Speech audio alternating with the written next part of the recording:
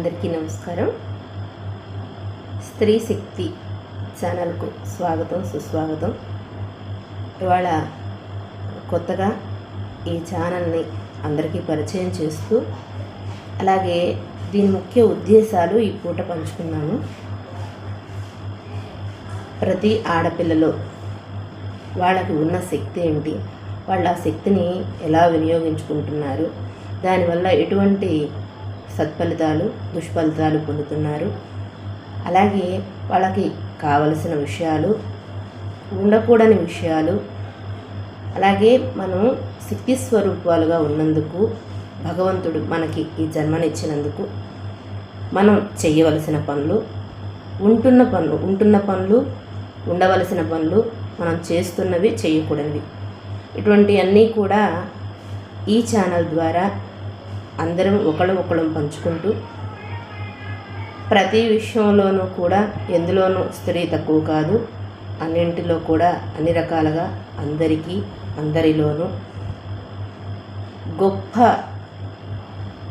స్త్రీ జాతికి మన భారతదేశంలో మనకి స్త్రీకి పెద్దపీట వేశారు.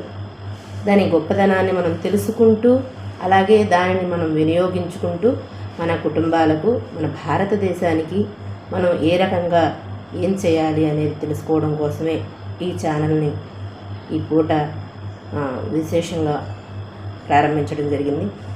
దీనిలో మావి ఏమన్నా ఒకవేళ మేము చెప్పే విషయాల్లో ఏదన్నా లోపాలు ఉన్నా కూడా ఇది ఇలా కాదు, ఇదిగో ఇలా మాకు ఇది కావాలి, మాకు ఇది చెప్పండి, దీనివల్ల ఇదిగో మాకు ఇబ్బంది కలుగుతుంది, ఇటువంటివన్నీ కూడా మీరు కామెంట్స్ రూపంలో పంచుకోవచ్చు.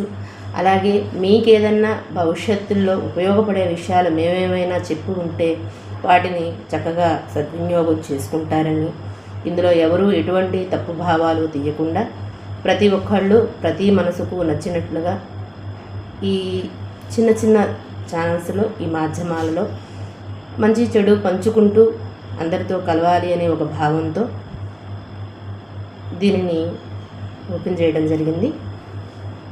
ప్రతి పూట ఒక 5 నిమిషాలు, ఎక్కువ పూట మెసేజ్ ఏం పెట్టము, ఇబ్బంది ఏమి ఉండదు.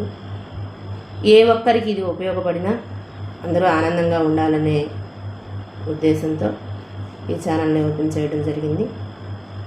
ఇవాళ మొట్టమొదటి మాట, స్త్రీ చాలా గొప్పది, అమ్మతనం అంతకన్నా పవిత్రమైనది.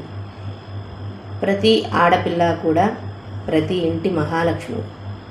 ప్రతి ఉదయం స్త్రీతోనే మొదలవుతుంది, ప్రతి రాత్రి సంధ్యతోనే ముగుస్తుంది.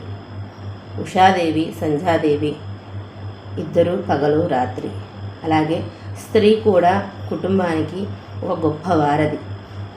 కుటుంబ యజమాని అంటే భర్త, తరువాతే భార్య అని అంటారు. అవును, నిజమే. మనకి యజమానిగా భర్త ఉండి మనల్ని అయిన బయట ప్రపంచంలో మనకి గౌరవాన్ని ఇస్తూ మనకంటూ ఒక స్థాయిని ఏర్పాటు చేస్తూ మనల్ని నడిపించేవాడు కాబట్టి ఆయన యజమాని అయ్యారు. అలాగే ప్రతి పూట అంత కుటుంబ భారాన్ని స్త్రీ మోస్తూ కుటుంబం అందటిని, పిల్లల్ని, భర్తని, అలాగే పెద్దవాళ్ళని, ఇంట్లో అందరినీ మమైకం చేసుకుంటూ తన పనులతో పాటు తన వాళ్ళ పనులన్నీ కూడా నడిపించుకుంటూ ముందుకు తీసుకెళ్ళేది కాబట్టి యజమానురాలు, ఇంటి ఇల్లాలు అయ్యింది. ఇందులో ఎవరు ఎక్కువ కాదు, ఎవరు తక్కువ కాదు. ఎవరి బాధ్యత వాళ్ళకి నిర్ణయించారు పెద్దవాళ్ళు. అలాగే ఈ ప్రకృతి కూడా ప్రతి ఒక్కటి ప్రకృతిని కూడా స్త్రీతోనే పోలుస్తారు. అందుకే స్త్రీ గొప్పది అని వేదాలలో స్త్రీకి పెద్దపీఠం వేశారు మనకి, మన భారతదేశంలో. దానిని మనం ఎలా కాపాడుకుంటున్నాం, ఎలా కాపాడుకోవాలి, ఇంకా మనకి కావలసిన విషయాలు ఏంటి, మనకి భారత రాజ్యాంగం పట్ల అలాగే అన్నిటిలో కూడా అన్ని రకాల